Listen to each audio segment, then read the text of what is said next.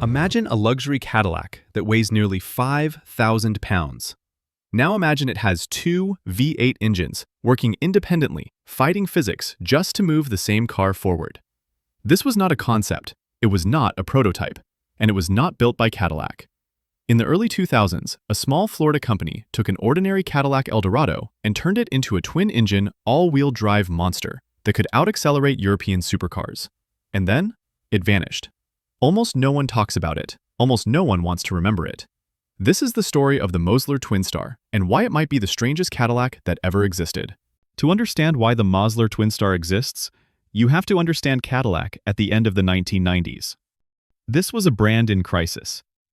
Cadillac was still associated with luxury, but that luxury was starting to feel old. German brands were redefining what performance sedans and coupes could be. BMW had its M cars. Mercedes had AMG. Even Lexus was quietly proving that refinement did not have to mean boring. Cadillac's response was the Northstar era. New engines. New technology. Big promises. The Northstar V8 was supposed to be the heart of a reborn Cadillac. High revving, technically advanced, and powerful enough to silence critics who claimed American luxury cars could not compete. On paper, it worked. The Eldorado, Seville, and DeVille all carried impressive numbers. But there was still a problem. Most of these cars were front-wheel drive. Heavy, comfort first, excitement second. And that created a strange contradiction. Cadillac had power, but nowhere to send it. At the same time, far away from Detroit boardrooms, there was a man who did not care about brand image, focus groups, or long-term reliability charts. His name was Warren Mosler, an economist by training, a car builder by obsession. Mosler believed in extreme solutions, lightness, simplicity, and, when necessary, insanity. So when someone at Mosler Automotive joked, "Why not just put two Northstars in it?" the idea did not die in the room. It evolved. The Mosler TwinStar qualifies for this deep dive not because it was successful, but because it crossed a line most manufacturers would never dare to cross. It was not a factory experiment hidden in a design studio. It was a real conversion you could buy, register, insure, and drive on public roads. And that is what makes it dangerous, fascinating, and worthy of being remembered. Warren Mosler was not supposed to be building cars like this. He was not an engineer by training. He was an economist, a hedge fund manager, a man whose day job revolved around numbers, probabilities, and systems. But what separated Mosler from most wealthy enthusiasts was that he did not see cars as products. He saw them as problems. And when Mosler saw a problem, he did not ask whether it was sensible to solve it. He asked whether it was possible. By the late 1990s, Mosler Automotive had already built a reputation for doing things that bordered on absurd. Lightweight fiberglass bodies, bare-bones interiors, cars that embarrassed Corvettes and Porsches on track days, not because they were beautiful, but because they were brutally efficient. The Consigliere GTP was the first warning sign. So fast and so unconventional that racing organizations effectively pushed it out. Then came the Intruder, the Raptor, and eventually the MT900, a carbon fiber supercar powered by American V8 muscle and European handling philosophy. This context matters because the TwinStar was not an accident. It was the logical extreme of a mindset that believed the simplest answer was often the most outrageous one. At the same time, Cadillac was struggling with a very different identity crisis. The Eldorado was supposed to be a flagship coupe, a symbol of American luxury. Smooth, comfortable, powerful in a dignified way. But by modern performance standards, it had a flaw that could not be ignored. It was front-wheel drive. No matter how powerful the Northstar V8 became, it was still fighting for traction through the front tires of a heavy luxury coupe. Torque steer, understeer, heat, limitations that no software update could fully fix. Most manufacturers would have accepted this as a design compromise. Mosler did not. The TwinStar began not as a formal project, but as an offhand comment inside Mosler's Florida facility. The kind of joke engineers make when they are tired of hearing why something cannot be done. What if you just put two engines in it? One under the hood, one in the trunk. no shared crankshaft, no mechanical connection between the two. Two completely independent drivetrains pushing the same car. It sounds like satire, but Mosler took it seriously. The Eldorado made sense for one reason: space. The trunk was large enough to accept a second Northstar V8 if you were willing to sacrifice everything else: the rear seats, the spare tire, the idea of luggage. Mosler engineers began sketching what most automakers would dismiss immediately: a rear subframe to support a second engine, a modified rear suspension, additional cooling vents, extended bodywork to manage airflow and heat. This was not a show car. It had to function. Each engine would retain its own 4-speed automatic transmission. Each would have its own ECU, fuel system, cooling circuit, and throttle control. There would be no central brain coordinating power delivery. If both engines ran, the car moved. If one failed, the other would still drive. It was redundancy disguised as madness. By the early 2000s, Mosler made a decision that shocked even people inside the industry. They would offer the TwinStar as a conversion. This was not a one-off prototype. If you owned a Cadillac Eldorado and had enough money, Mosler would build one for you. Roughly $30,000 for the conversion, on top of the cost of the car itself. Adjusted for inflation, that pushed the total price well into six-figure territory. And yet, a few people said yes. That is the most important detail of this entire story, because the moment money changed hands, the TwinStar stopped being an experiment. It became a product. And once it became a product, it had to face reality. The TwinStar was now competing not with ideas, but with expectations. Could a luxury coupe with two engines really behave like a supercar? Could something this complex survive daily use? And perhaps most importantly, should it exist at all? Those questions would not be answered on paper. They would be answered on the road. On paper, the Mosler TwinStar sounds almost elegant. Two engines, two transmissions, front wheels powered by one V8, rear wheels powered by another. All-wheel drive without drive shafts. Redundancy without complexity. Power without compromise. That is the fantasy. The reality was far messier. The TwinStar did not use a shared transfer case or a central differential. There was no mechanical link between the front and rear drivetrains at all. Each Northstar V8 operated as if it were the only engine in the car. Its own ECU, its own throttle body, its own cooling loop. Press the accelerator, and you were not commanding one system. You were making a request. Both engines would respond in their own way, on their own timing, under their own logic. Slight differences in throttle response, gear selection, or load could create moments where the car felt seamless, or moments where it felt like two machines arguing over control. Modern dual-motor electric vehicles solve this with software that reacts in milliseconds. The TwinStar had no such luxury. It relied on mechanical sympathy and careful tuning. And even then, physics never fully cooperated. The first and most obvious challenge was heat. The Eldorado was never designed to host a mid-mounted V8. The rear engine sat where luggage once lived, surrounded by insulation, structure, and limited airflow. To keep temperatures under control, Mosler engineers added cooling vents ahead of the rear wheels and reworked airflow through the extended rear bodywork.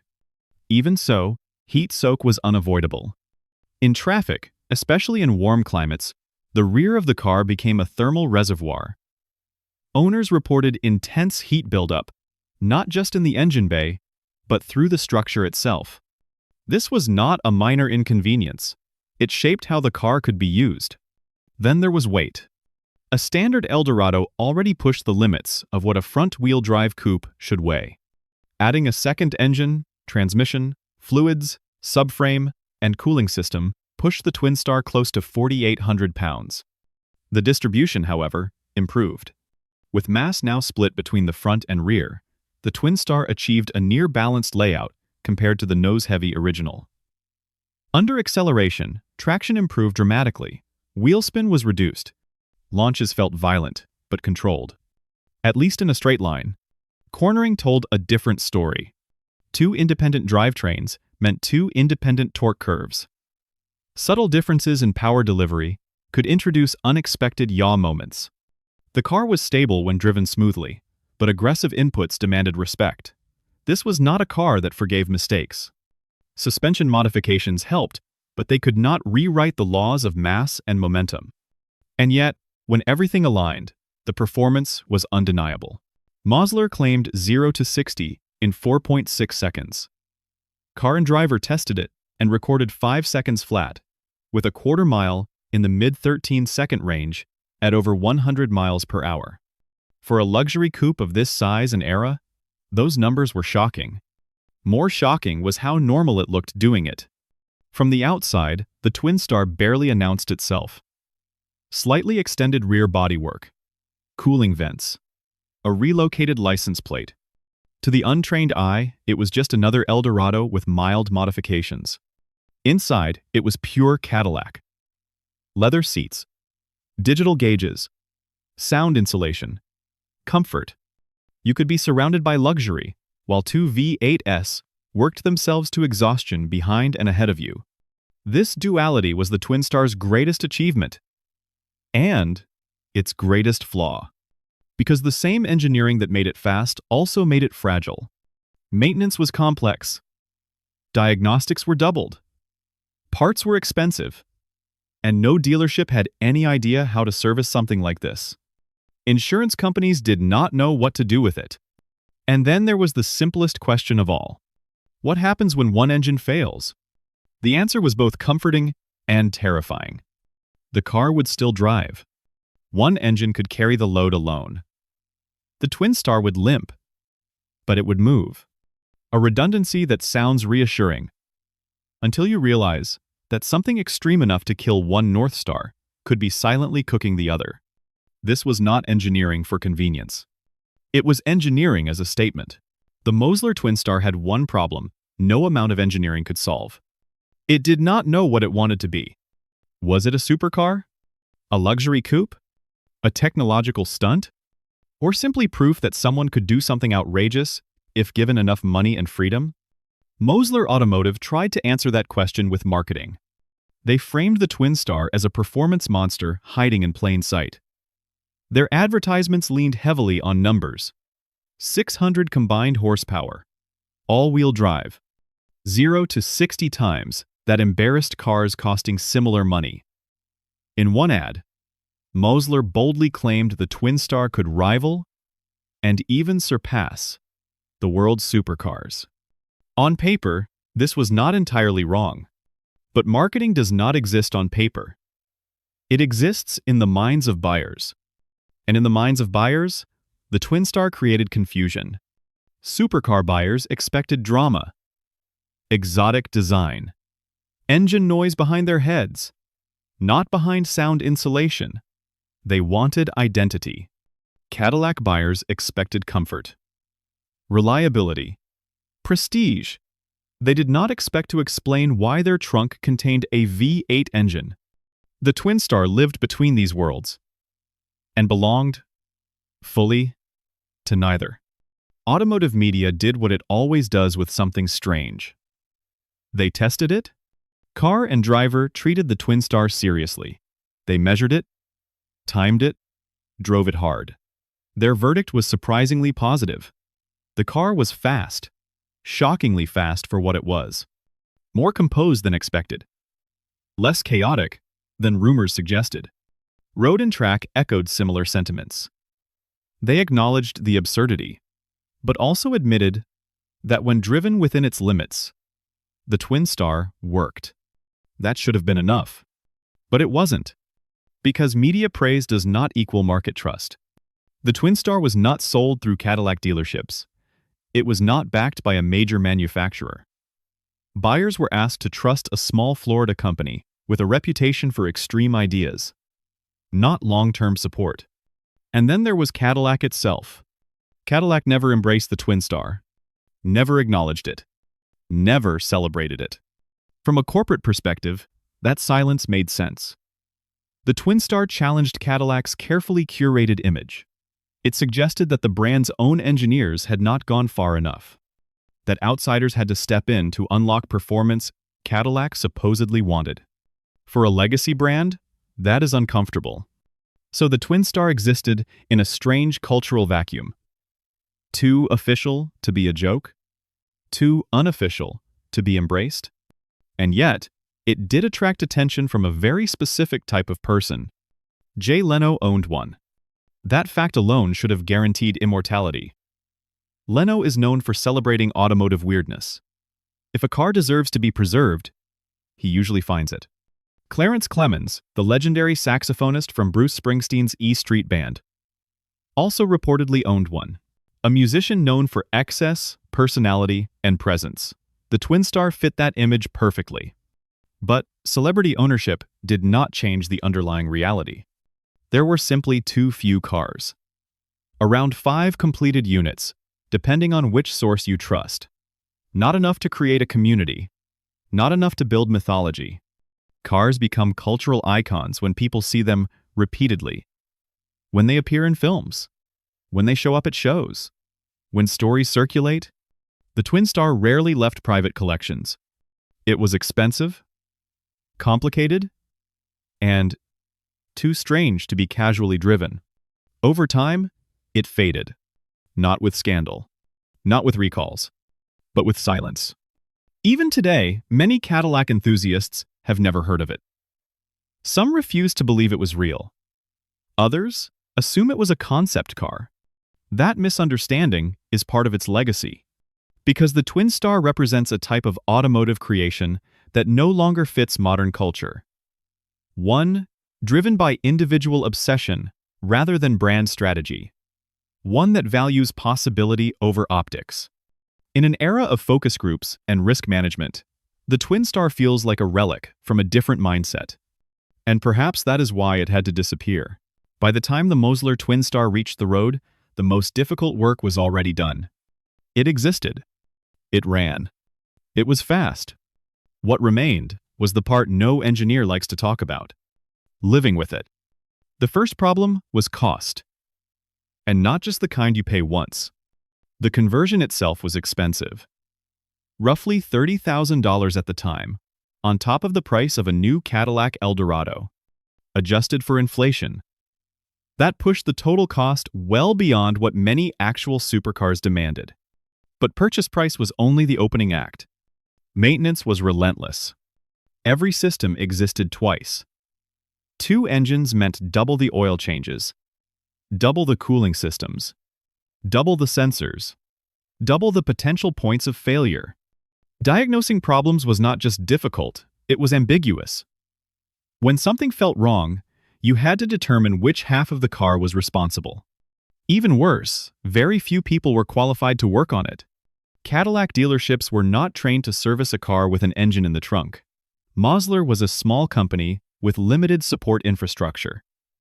Independent shops often refused to touch it out of liability concerns alone.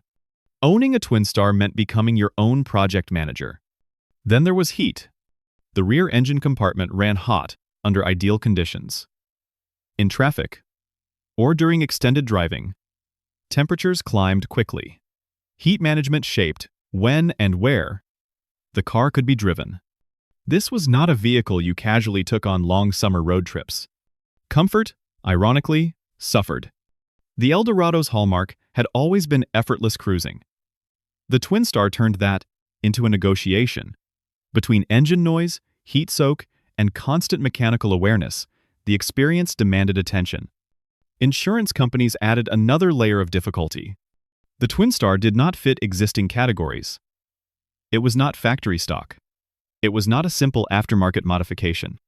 It was effectively a custom-built vehicle with supercar performance and unknown risk profiles. Premiums were high, coverage was limited, some insurers refused outright.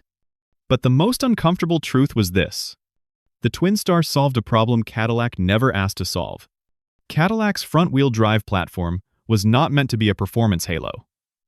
It was meant to deliver predictable luxury at scale. The TwinStar pushed it beyond that mission. And in doing so, it exposed the platform's limits rather than transcending them. The weight was still there. The complexity was unavoidable. The compromise never disappeared. Only around 5 TwinStars were completed. That number varies depending on the source, but all agree it was extremely small. Not because Mosler could not build more, but because demand simply was not there. People admired it. People talked about it. But very few people wanted to live with it.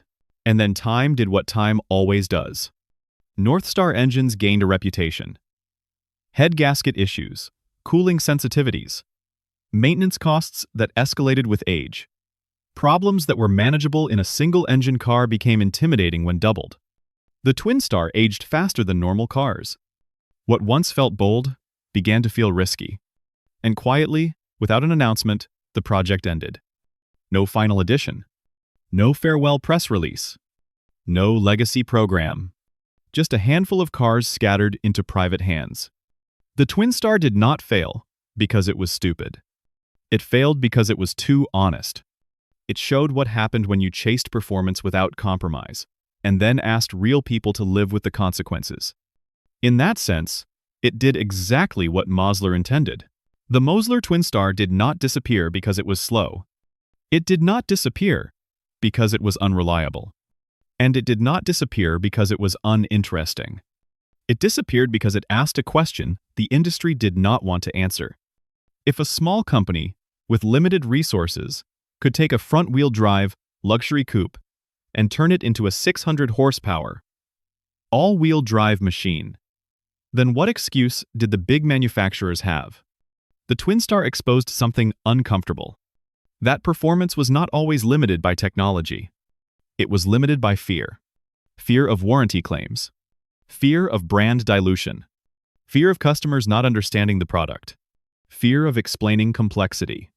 Cadillac never officially rejected the TwinStar. They did something more effective. They ignored it. In corporate language, silence is a verdict. Acknowledging the TwinStar would have meant admitting that someone else pushed the Northstar platform further than Cadillac ever dared. It would have meant confronting the reality that innovation sometimes comes from obsession, not committees. So the TwinStar was allowed to fade quietly. And here's the irony. If the TwinStar were revealed today, it would not be shocking because of its layout. Modern electric vehicles routinely use dual-motor all-wheel drive systems, independent power sources, software coordination, redundancy. The idea that once seemed insane is now mainstream. What changed was not the concept. What changed was who was allowed to execute it. The TwinStar came too early, from the wrong place, by the wrong people. It was a reminder that true experimentation rarely fits neatly into corporate narratives. And that is why it could never have a sequel. Not because it failed, but because it proved something no one wanted proven. The Mosler TwinStar is not a great car in the traditional sense. It is heavy, it is complicated, it is impractical, but it is honest. It shows what happens when imagination is allowed to run without permission, when engineering answers why not instead of why. Only a handful were ever built. Most people will never see one. And that might be exactly why it matters, because the cars we remember are not always the ones that succeeded. Sometimes they are the ones that dared to ask the wrong questions at the wrong time. If you could drive one today, would you? Or is some insanity better left in the past? Let me know what you think. And if you enjoyed this deep dive into one of the strangest machines ever put on the road, make sure to like, subscribe, and tell me which forgotten car story you want uncovered next.